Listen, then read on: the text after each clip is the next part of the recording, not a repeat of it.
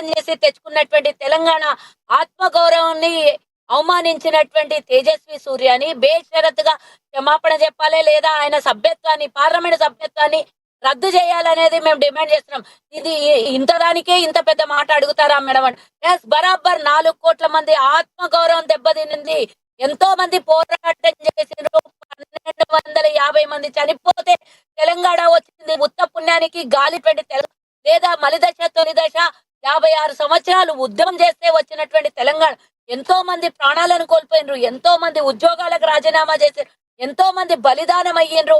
పోరాడితే వచ్చినటువంటి ఈ తెలంగాణని ఆర్టికల్ 3 అంబేద్కర్ రాజ్యాంగంలో ఉన్నటువంటిదే తెలంగాణ విభజన చట్టాన్ని తీసుకొని వచ్చి ఈరోజు దాన్ని అవలంబించి చట్టం పరిధిలోనే తెలంగాణ ఇస్తే దాన్ని అవమానపరిచినటువంటి తేజస్వి సూర్యకి నేను అడుగుతున్నా, ఈరోజు కేవలం తెలంగాణని కాదు అవమానించింది, రాజ్యాంగాన్ని అవమానించినావు, అంబేద్కర్ని అవమానించినావు. అంతేకాకుండా తెలంగాణ కోసం ఆత్మ బలిదానం చేసుకున్నటువంటి వాళ్ళ కుటుంబాలే కాకుండా తెలంగాణ 4 కోట్ల మందిని అవమానించావు నువ్వు. కేవలం ఏదో చిన్న మాట అని వదిలించుకున్నట్టుగా.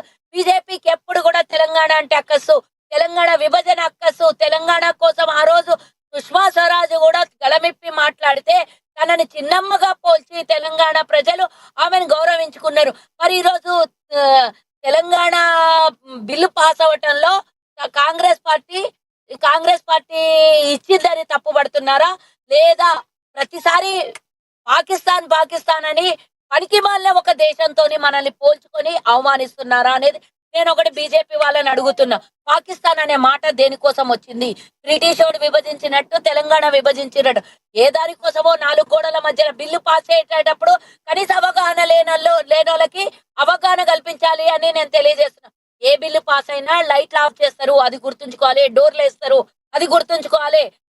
దీన్ని పక్కకు పెట్టేసి ఆ రోజు కూడా తిరుపతిలో జరిగినటువంటి సమావేశం ఒక్క ఓటు 2 రాష్ట్రాలని ఎన్ని ఏళ్ళైనా మీరు ఇవ్వలేదు. ఒకవేళ కూడా తెలంగాణ కాదు చిందా ఇంకేది ఇక్కడ ముచ్చట కాదు.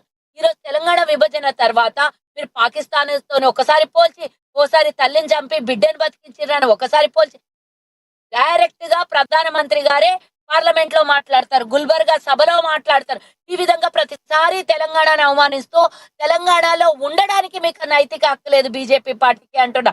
8 మంది ఎంపీలు ఉన్నారు. తేజస్వి మాట్లాడిన దానికి వారి అధ్యక్షుడు ఇందాక మాట్లాడినటువంటి మాటల్లో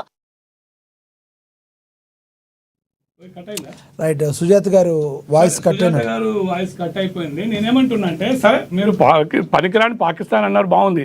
కానీ మీ ముఖ్యమంత్రి గారు ఏమన్నారు తెలుసా? మన పాకిస్తాన్ అన్నాడు. మరి దానికి సమాధానం అదొకటి. తర్వాత సాక్షాత్తు రేవంత్ రెడ్డి గారు నేను రేవంత్ దీన్ అని అన్నాడు. అది తెలంగాణ ప్రజలు అవమానించినట్టు కదా మేడం.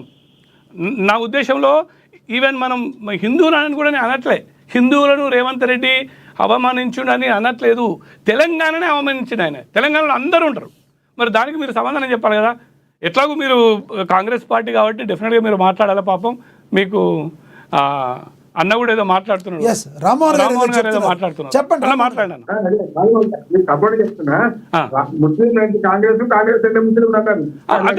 అదే అన్న వారు ఆవేశంగా అంటున్నారు అనండి. ఇంకా అదే చెప్తున్నా అన్న నేను. వాళ్ళు ఆయన పోతాడు ఇప్పటికి ముఖ్యమంత్రి హోదాలో ఉండి కరెంటు బిల్లులు వసూలు చేయమని మాకు అరే మనం ట్యాక్స్ డబ్బులు మనం కడతాం. తెలంగాణ ప్రజలు కట్టే ట్యాక్స్ డబ్బుల్ని ఈ మరో పాకిస్తాన్ అయిన పాత బస్తీ వాళ్ళు ఎంజాయ్ చేస్తున్నారు జీవితాలని. మరి అది సుజాత గారికి అది గుర్తుపట్టట్లేదు. ఎంతసేపు ముఖ్యమంత్రి గారికి పొగడమేనా? ఇప్పటికి ఇంకా అది అన్న సబ్జెక్టు కరెక్షన్, హాజ్ యాత్రకి ఇంకా డబ్బులు ఇస్తున్నారు అన్న తెలంగాణ ప్రభుత్వం. మరి చెప్పండి, మరి మీరు చెప్పండి. ఎవరి డబ్బులు అవన్నీ? మనం కట్టే ట్యాక్స్ డబ్బులు కదా, వాళ్ళకి ఎందుకు ఇవ్వాలి? నేను ఇదే డిబేట్లో ఒకరోజు అన్న సమ్మక్క సారక్కకు పోతుంటే నేను పోయిన బస్సులో 450 రూపాయలు ఒక టికెట్ పెట్టిపోయినా, అది జనరల్ అయితే 150 రూపాయలు. దానికి నువ్వు చిన్న తగ్గి 2 లక్షలు 3 లక్షలు పెట్టే దానికి తగ్గిస్తుంది. ఒకటైతే చెప్పండి, సూర్య గారు ఏదైతే తేజస్వి సూర్య గారు దాన్ని మీరు ఏమంటారు? అంటే సుజాత గారు వెళ్ళిపోయారు కాబట్టి నేను ఇక వారికి అడిగిన. సో ఏది ఏమైనా నా ఉద్దేశమే కాదు, బీజేపీ అని కాస్త పక్కన పెడతాం మనం. బీజేపీ సూర్య గారు అన్న దాంట్లో మాత్రం అదైతే అతను అడ్వకేటు, బాగా ఆలోచించిన ఆయన కూడా అందులో అయితే ఏం తప్పులేదు. అంత దుర్మార్గం అన్నాడు. ఆయన కాన్సెప్ట్ వేరు. నాకు తెలిసినట్టు ఆయన కాన్సెప్ట్ ఏంటంటే బ్రిటిష్ వాడు ఎంత దుర్మార్గంగా ఆ చట్టాన్ని పాస్ చేసిండో కాంగ్రెస్ కూడా అంత దుర్మార్గంగా ఈ తెలంగాణని విడగొట్టింది అన్నాడు. అది అది అది అది 100% అందులో ఏం తప్పులేదు. కాకపోతే ఆయన మీద వీళ్ళు ఇప్పుడు ప్రధానమంత్రి గారు కూడా ఒకప్పుడు అన్నారు 15 लाख रुपए మై ఉదర్ సే లాయే తో ఆప్కో అకౌంట్ మే ఆయేగా అని అన్నాడు ఆయన. అట్లా దాన్ని వీళ్ళు కట్టుకొని 15 లక్షలు నాకు ఇస్తాడని చెప్పేసి ఇప్పటికి ఇంకా మొత్తుకుంటున్నారు. అది దిమాగ్ యూజ్ చేయండి మీరు, జర కాంగ్రెస్ వాళ్ళారా దిమాగ్ యూజ్ చేయండి, బురద చల్లడం కాదు. ప్రధానమంత్రి అప్పుడు అన్నది ఏంది 15 లక్షలు నీ అకౌంట్లో వేస్తానలే, అట్లా వేయచ్చు అని అన్నాడు. గది కూడా లేకపోతే ఇట్లా ఇది కూడా గంతే. మీరు కొంచెం ఆలోచించండి. రైట్, రామ్మోహన్ గారు కంక్లూడ్ చేయండి. ఏం లేదు సార్, ఇప్పుడు ఏమంటే అంటే రాజమౌళి గారు అనే అంశాలన్నీ కూడా మేము వేరే చర్చ పెట్టండి చేద్దాం. టీపీఎస్ గురించి, విద్యార్థి పిల్లల గురించి, హాది యాత్ర గురించి, కాశీ యాత్ర గురించి పెడదాం.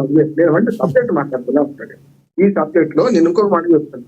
నిన్ననే పార్లమెంట్ సాక్షిగా మా ముస్లిం మహిళలకు కూడా రిజర్వేషన్ కావాలి. మతపరంగా రిజర్వేషన్ లేవు కదా, గదాకి ఎక్కడ రామ్మోహన్ గారు పెట్టుకున్నారు. ఒక మాట చెప్పండి. ఇప్పుడు అసదుద్దీన్ ఓవైసీ అసందర్భంగా ముస్లిం మహిళలకు రిజర్వేషన్ కావాలంటాడు. ఈ కోటాల సబ్ కోటా కావాలంటారు. బీసీలు కూడా ఈ సబ్ కోటా కావాలంటున్నారు. అయ్యా బీసీలకు 5వ తరమే లేదు. అక్కడ పార్లమెంట్ లో బీసీలకు ఉంటాయి కదా చట్టసభలో, ఎస్సీ ఎస్టీకి ఉన్నట్టు బీసీలకు కూడా చట్టసభలో. రామ్మోహన్ గారు చిన్న ఇంటరప్షన్. రామ్మోహన్ గారు ఆవిడ జూమ్ లో ఆవిడకి లింక్ కట్ అయినట్టుంది అక్కడ, మీతో మాట్లాడతాం మళ్ళీ నేను. ఎస్ సుజాత గారు కంటిన్యూ చేయండి. ఎస్ ఇందాక సోదరుడు మాట్లాడుతుంటే నేను విన్నాను.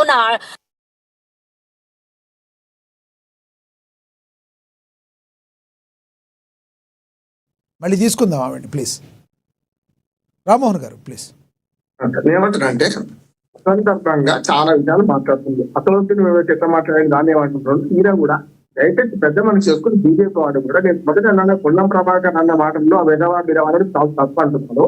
కానీ ఆయన ఒక్కవేళ బీజేపీ ఎంపీలు వేసుకుంటుండు 8 మంది ఎంపీలు వాళ్ళు కూడా ఉన్నారు కదా అని నేను అంటున్నాను. టీఆర్ఎస్ మర్చిపోతాను. టీఆర్ఎస్ ఇప్పుడు పార్లమెంట్ లేదు, తర్వాత సంగతి. కానీ ఏమంటున్నా అంటే కాంగ్రెస్ ఎంపీలు కూడా ఉన్నారు కదా, వాళ్ళు ఎందుకు మాట్లాడుతున్నారు? ఇప్పుడు సుజాత గారు లేకుంటే మన పొన్నం ప్రభాకర్ గారు, మధు యాదవ్ గారు, లేకపోతే మాట్లాడినారు పార్లమెంట్ లో. ఇందాక మా ఎంపీ మాట్లాడినారు పార్లమెంట్ లో, క్షమాపణ చెప్పాలని అడిగారు. ఇవాళ గట్టిగా దాని మీదనే పోటీ పడాలంటున్నాను. మీరు ఎందుకు పడతలేరు అంటున్నా. పార్లమెంట్ సాక్షిగా ఈసారి నిన్న ఎందుకు అన్నామని పడాలంటున్నా. నేను మీ పక్షాన్ని మాట్లాడుతున్నా.